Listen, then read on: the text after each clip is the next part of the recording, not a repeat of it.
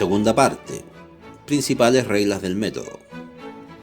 Me hallaba entonces en Alemania, donde me había llamado la ocasión de guerras que todavía no han terminado, y al volver al ejército después de la coronación del emperador, el comienzo del invierno me hizo detener en un lugar donde no he encontrado ninguna conversación que me divirtiera, y por otra parte, no teniendo afortunadamente preocupaciones ni pasiones que me turbaran, permanecía todo el día encerrado al lado de la estufa,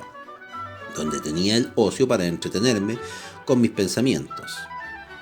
Entre ellos, uno de los primeros fue que se me ocurrió considerar que a menudo en las obras compuestas de varias piezas y hechas por la mano de diversos maestros, no hay tanta perfección como en aquellas en que solo ha trabajado uno.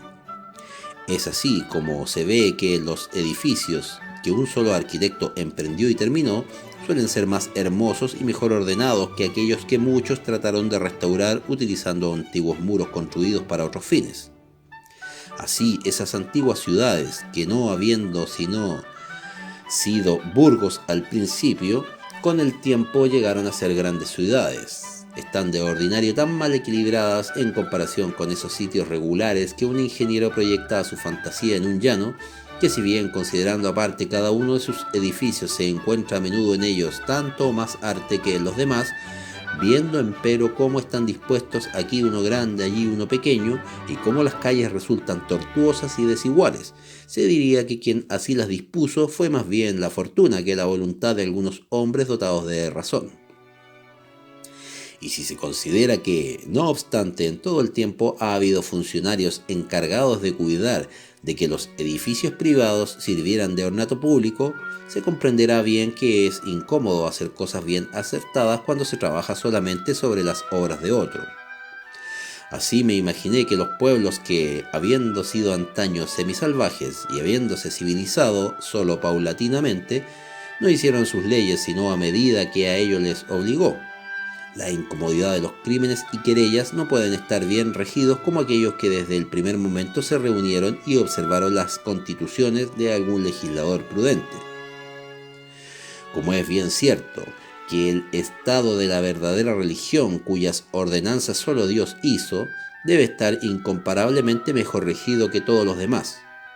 Y hablando de las cosas humanas, creo que si Esparta fue en tiempos muy floreciente, no fue a causa de la bondad de cada una de sus leyes en particular, dado que varias eran bastante peregrinas y aún contrarias a las buenas costumbres, sino porque habiendo sido inventadas por uno solo, tendrían todas al mismo fin. Y así pensaba yo que la ciencia de los libros, por lo menos aquellas cuyas razones no son más que probables y que no tienen demostraciones, habiendo sido compuestas y aumentado poco a poco de las opiniones de varias diversas personas, no están tan cerca de la verdad como los razonamientos simples que puede hacer naturalmente un hombre de buen sentido sobre las cosas que se presentan. Y así pensaba yo, aunque habiendo sido todos nosotros niños antes de ser hombres, y que nos ha sido necesario ser regidos por nuestros apetitos y nuestros preceptores, a menudo contrarios unos a otros, y que ni unos ni otros quizá nos aconsejaban siempre lo mejor, es casi imposible que nuestros juicios sean tan puros ni tan sólidos como si desde el momento de nuestro nacimiento hubiésemos estado en el uso entero de nuestra razón, y nunca hubiésemos sido conducidos sino por ella. Bien es verdad que no vemos que se echen abajo todas las casas de una ciudad con el solo propósito de rehacerlas de otro modo y de hacer las calles más hermosas, pero sí se ve que muchos hacen derribar las suyas para reconstruirlas, y que aún a veces se ven obligados a hacerlo cuando están en peligro de caerse por sí mismas y cuando los cimientos no son muy firmes. A ejemplo de eso, me convencí de que realmente no tendría justificación que un particular concibiera el propósito de reformar un Estado, cambiándolo todo desde los fundamentos y derribándolo para volverlo a levantar, ni aún tampoco reformar el cuerpo de las ciencias o el orden establecido en las escuelas para enseñarlas, pero que respecto de todas las opiniones que yo había recibido hasta entonces en mi creencia, yo no podía hacer mejor que acometer de una vez la tarea de eliminarlas, a fin de poner en su lugar después o bien otras mejoras o bien las mismas,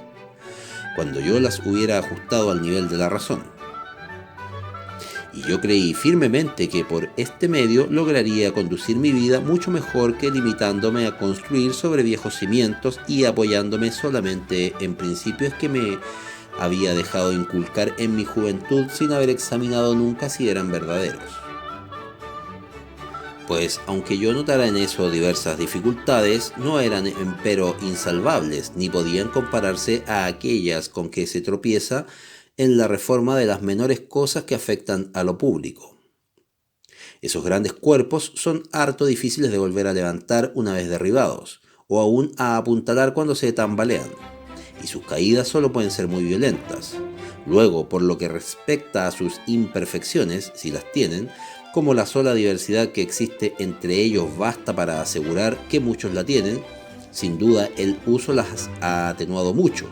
y además ha evitado o corregido imperceptiblemente gran cantidad que con la prudencia no se habrían subsanado tan bien. Y por último, son casi siempre más soportables de lo que se lograría cambiándolas.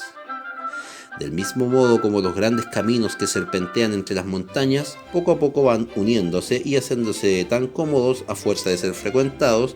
que es mucho mejor seguirlos que tratar de ir por lo recto subiendo por las rocas y descendiendo hasta el fondo de los precipicios. Por eso es por lo que no podría aprobar en modo alguno esos temperamentos perturbadores e inquietos que, no habiendo sido llamados al manejo de la cosa pública por su nacimiento ni por su fortuna, no pasan un momento sin hacer en ella en idea alguna nueva reforma. Y si pensara que en este escrito hubiera la menor cosa que permitiera sospechar que yo tengo tal locura, me sentiría muy contrariado de permitir que se publicara. Mi intención no fue nunca más lejos que tratar de reformar mis propios pensamientos y de edificarlos sobre unos cimientos totalmente míos. Que si habiéndome gustado mi obra os hago ver aquí el modelo, esto no significa que yo aconseje a nadie que lo imite. Aquellos a quienes Dios distribuyó mejor sus gracias tendrán quizás propósitos más elevados, pero me temo mucho que este no sea ya demasiado atrevido para muchos. La sola resolución de desprenderse de todas las opiniones que uno ha recibido antes en su creencia no es un ejemplo que cada cual deba seguir, y el mundo casi se compone solamente de dos clases de espíritus, a quienes no conviene en modo alguno, a saber, los que, creyéndose más hábiles de lo que son, no pueden menos que precipitar sus juicios, ni tienen paciencia suficiente para llevar por orden todos sus pensamientos. De donde resulta que si una vez se hubieran tomado la libertad de dudar de los principios que recibieron y apartarse del camino común, jamás podrían seguir el camino que es preciso tomar para ir más derecho, y permanecerían extraviados toda su vida. Luego, aquellos que, teniendo bastante razón o modestia para juzgar que son menos capaces de distinguir lo verdadero de lo falso que aquellos otros por los cuales pueden ser instruidos, deben contentarse más bien siguiendo las opiniones de estos otros en lugar de buscar otras mejores por sí mismos. En cuanto a mí, sin duda habría figurado en el número de estos últimos si nunca hubiera tenido más que un solo maestro, o si no hubiese sabido las diferencias que en todas las épocas ha habido entre las opiniones de los más doctos. Pero habiendo aprendido desde el colegio que no se puede imaginar nada tan peregrino y poco creíble que no haya sido dicho por algún filósofo, y después viajando al reconocer que todos los que tienen sentimientos muy contrarios a los nuestros no por eso son bárbaros ni salvajes, antes bien muchos usan de razón tanto o más que nosotros, y habiendo considerado como un mismo hombre, con su mismo espíritu, de haber sido criado desde su infancia entre franceses o alemanes, resulta diferente de lo que sería si hubiese vivido entre chinos o caníbales. Y como aún en las modas de nuestros trajes, lo mismo que nos gustó hace 10 años, que acaso no tarde 10 años en gustarnos de nuevo, nos parece ahora extravagante y ridículo, de suerte que sin disputa es la costumbre y el ejemplo lo que nos persuade, más que un conocimiento cierto, y no obstante la pluralidad de votos no es una prueba que valga nada para las verdades un poco incómodas de descubrir, porque es mucho más verosímil que las haya encontrado un solo hombre que todo un pueblo. Yo no podría elegir a nadie cuyas opiniones me parecieran deber ser preferidas a las de los demás, y me encontré como obligado a decidirme a guiarme por mí mismo. Mas cual hombre que camina solo y en las tinieblas, resolví andar tan lentamente y usar tanta circunspección en todas las cosas que, aunque avanzara muy poco, me guardaría bien por lo menos de caer. Ni siquiera quise comenzar desechando totalmente ninguna de las opiniones que hubieran podido deslizarse otro tiempo en mi creencia sin haber sido introducidas por la razón, hasta después de haber pasado bastante tiempo haciendo el proyecto de la obra que emprendía y buscando el verdadero método para llegar al conocimiento de todas las cosas que mi espíritu fuera capaz. Siendo más joven, había estudiado entre las partes de la filosofía un poco de lógica, y entre las matemáticas un poco el análisis de los geómetras y el álgebra, tres artes o ciencias que parecían tener que contribuir en algo a mi propósito. Pero examinándolas, advertí que respecto de la lógica, sus silogismos y la mayor parte de sus otras instrucciones sirven más bien para explicar a otro las cosas que uno sabe, o aún como el arte del Lulio, para hablar sin juicio de aquellas que uno ignora, que para aprenderlas. Y aunque realmente contenga muchos preceptos muy verdaderos y muy buenos, están mezclados con tantos otros que son nocivos o superfluos que separarlos es caso tan incómodo como sacar una Diana o una Minerva de un bloque de mármol todavía sin esbozar. Luego, respecto del análisis de los antiguos y del álgebra de los modernos, sobre no extenderse sino a materias muy abstractas y que no parecen de utilidad alguna. El primero está siempre tan supeditado a la consideración de las figuras que no puede ejercitar el entendimiento sin cansar mucho la imaginación. Y en la última se está sometido a ciertas reglas y a ciertas cifras de tal modo que se ha hecho de ellas un arte confuso y oscuro, que entorpece el espíritu en lugar de ser una ciencia que lo cultive. Lo cual fue la causa de que yo pensara que era preciso buscar otro método que, abarcando las ventajas de estos tres, estuviera exento de sus defectos. Y como la multitud de leyes sirve a menudo de excusa para los vicios, de suerte que un Estado está mejor regido cuando, teniendo pocas, se observan estrictamente, así en lugar de ese gran número de preceptos de que se compone la lógica, creí que me bastarían los 4 siguientes a condición de que tomara una firme y constante resolución de no dejar de observarlos ni una sola vez. El primero consistía en no admitir jamás nada por verdadero que no conociera que evidentemente era tal, es decir, evitar minuciosamente la precipitación y la prevención, y no abarcar en mis juicios nada más que lo que se presentara tan clara y distintamente a mi espíritu que no tuviera ocasión de ponerlo en duda. El segundo, en dividir cada una de las dificultades que examinara en tantas partes como fuera posible y necesario para mejor resolverlas. El tercero, en conducir por orden mis pensamientos, comenzando por los objetos más simples y fáciles de conocer, para subir poco a poco como por grados hasta el conocimiento de los más compuestos y aún suponiendo orden entre aquellos que no preceden naturalmente unos a otros. Y el último, en hacer en todo enumeraciones tan completas y revisiones tan generales que tuviese la seguridad de no omitir nada.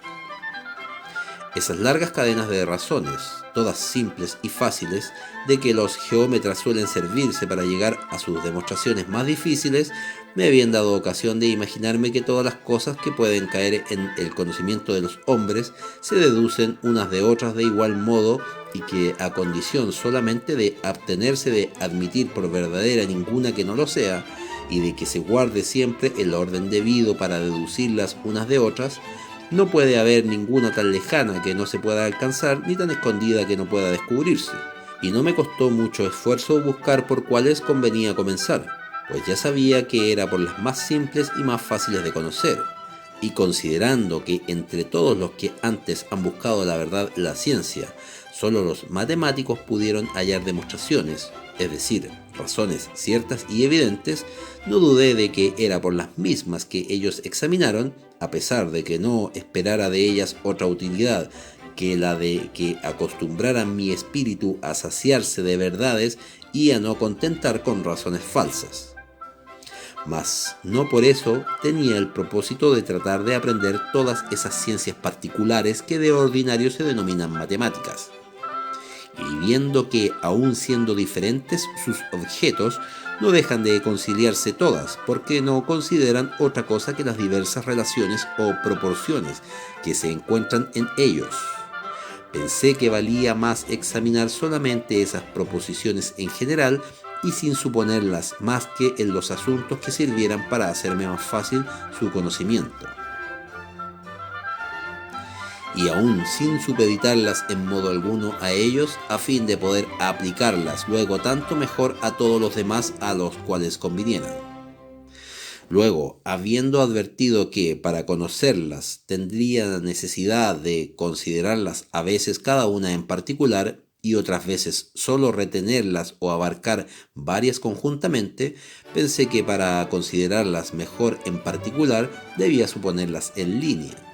porque no hallé nada más simple ni que yo pueda representar más distintamente a mi imaginación y a mis sentidos, mientras que para retenerlas o abarcar muchas conjuntamente era preciso que las explicase por cifras, lo más cortas posibles, y que mediante eso tomaría todo lo mejor del análisis geométrico y del álgebra, y corregiría todos los defectos de uno por medio de la otra. Como en efecto me atrevo a decir que la exacta observación de estos pocos preceptos que escogí me dio tal facilidad para desentrañar todas las cuestiones a las cuales se extienden esas dos ciencias, que en 2 o 3 meses que invertí examinándolas, habiendo comenzado siempre por las más simples y más generales, y cada verdad que hallaba era una regla que me servía después para encontrar otras, no solamente resolví muchas que antaño había considerado muy difíciles, sino que hacia el final me pareció también que en aquellas mismas que ignoraba podía determinar por qué medios y hasta dónde era posible resolverlas. Quizá no os parezca muy vana esta pretensión si consideráis que no habiendo más que una verdad para cada cosa, cualquiera que la encuentre sabe tanto como pueda saberse de ella, y que por ejemplo un niño instruido en aritmética y que haya hecho una suma siguiendo sus reglas, puede estar seguro de haber hallado por lo que concierne a la suma que examinaba todo lo que el espíritu humano sabría encontrar,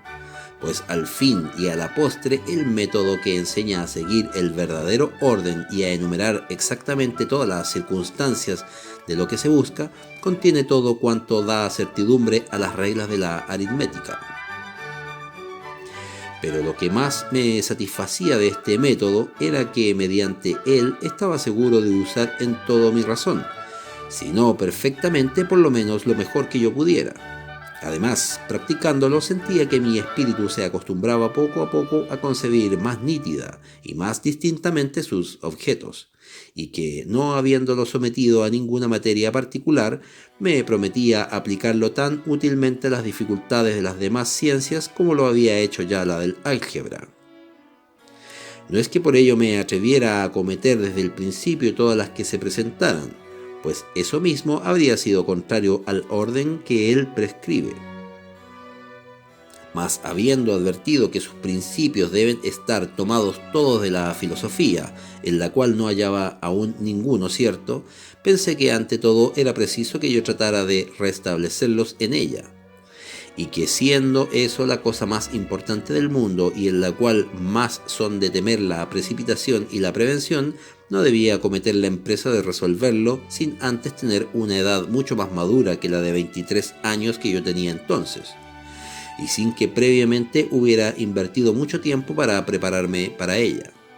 tanto desarraigando de mi espíritu todas las malas opiniones que antes de esa época había admitido, como haciendo acopio de varias experiencias que fueran después materia para razonamientos y ejercitándome siempre en el método que yo había prescrito para afianzarme cada vez más en él.